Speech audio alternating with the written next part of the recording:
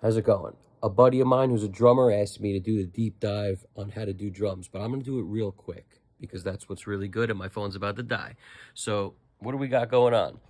Snare drum, as you can see, I have it all deadened out to hell because I like a deader snare drum. I could always add the room back if I need, but as you can see also, we're in a pretty large size room here, and I put gobos up on either side. There's actually a vocal booth behind that. I just put on both sides of us, and there's glass there too. It's just I cover it with this because I don't want the wall reflection. This side too, ceiling cloud over there, but not over here for a little more of a, a little, what do you call it, live sound over here. Now here we go. Snare drum mic, I got the Bayer M201, and I have it facing almost straight down. Sometimes people like to point it towards the center. I'm not a fan. I think it's more of a snap to the sound when you point it straight towards the skin. Try both ways. This is the way I prefer. Under the snare, if you notice, there's a mic facing it. I got my Sennheiser 441, and if you could see, this one they're almost facing each other dead on. Almost. Slightly, right? And by doing that, I'm miking the underside of the snare here. I'm going to flip the phase on the one on the bottom. I generally don't mic the hi-hat. I also generally don't mic the ride because and on top, I'll either go X, Y. If you see, we've got basically, these are, I think they're called Sahi Audio or something like that, but they're these little, they're the bumblebees, blondies, that's what they are, the blondies. They're like small diaphragm condensers, and I'll either do X, Y, or I'll do spaced pair. Spaced pair would be just put that out to the left, out to the right. That'll give you more of a spread, but in this case, I was going for a tighter sound, so I pushed them together.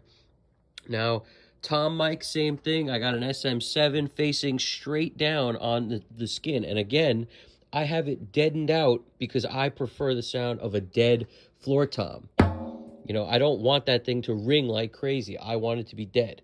So, also, we got this mic pointed out over here. Some people call that the mic. I've heard all sorts of different names for this, but if you put, basically, it's not touching, if you notice. That's the RE20. EV-RE20, and it's facing the snare, and this will pick up a lot of snare. It'll also just give you a good picture of the drums.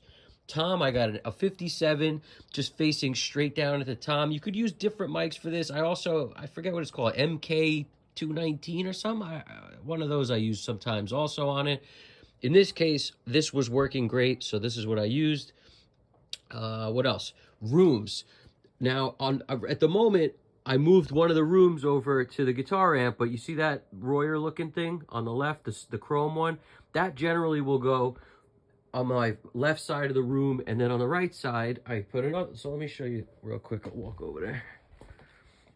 So my room mics, you got a Royer right there, and the other Royer's actually on the guitar amp in there next to that other mic. So forgetting about those two room mics, generally I'll put them very low to the ground, like literally right off the ground, like an inch or two above where that trim is, barely off the ground. And I'll put one, I'll kind of spread them out a little bit. Something you want to keep in mind is the further away you put them, you may get some reflections happening where, not a reflection, more like a flam sound between where the kick is hitting and where the rooms are, depending on how big your room is. So you want to watch out for that, because anytime you have that, it's going to make just everything sound, I find, a little worse. So luckily, the way my room's built and shaped, I don't get much of that, and I could push it back as far as I want. On the kick itself, this son of a bitch drooped a little, but what we got going, right, is you want these to be as close together as you can. I've done this a few different ways. For this particular sound I was going for, I got like a D12. Okay, that's the original D112. It's like a Beatles mic on the kick. And then I got my M88, Bayer M88 on the kick. Now, these two, I keep the capsules, if you notice, they're both in line with each other, which is going to make them in phase. You could pop one of these things inside the drum if you want. I've done that too for a more clicky type sound. Depends what you're going for. In this case, I was going for more of like a soulful kind of funky old school sound. So that's why I used the mics I used. That's the decisions I made there. And I didn't want to stick one inside the kit for that reason. Again, sometimes if I was going to add anything to this, it would probably be like a spot mic on the ride, relatively close to it, facing, you know, kind of down in this direction towards the bell. And then similarly on the hi-hat, I've seen people mic it underneath, but I like to, if I'm going to spot mic it at all, generally over here, and or sometimes pointing away from the snare. That, like, in other words, Sylvia Massey talks about this. If you keep all your mics pointing in the same direction, you have the least issues with phase. So if you have your snare in that direction, you could point the ride in this direction. Just kind of keep them in the same direction, all right? That's just a general rule of thumb, all right? So I hope this made sense. I did want to make this as quick as possible, so that's what we're going to do. And until next time. Oh, one more thing. Deaden out your cymbals just like you would deaden out anything else. This is really the only thing deadening. A little bit of stuff here deadening. Literally just anything you can use to deaden will give you a more lo-fi sound if you're going for that, and less ring.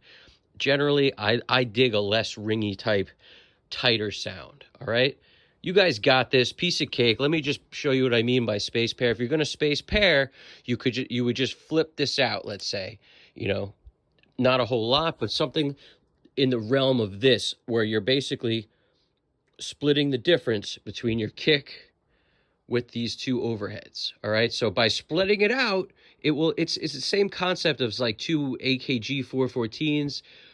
And by, like, the closer you get them to the drums, the less cymbals you'll have. So instead of putting them like way back here on the cymbals, I push them that way to pick up drums in addition to cymbals as overheads. So you get more toms in it, more kick and more snare in your overheads. All right, so this is how I like to roll. And let's go from there. All right, any questions, leave it in the comments. You guys are awesome. If you like the video, hit that like and subscribe button. More videos like this to come. Any questions, leave them in the comments. I'm happy to answer them. This is Evan Jaffe, Custom Cut Studios. Take it easy, and just remember, you guys got this.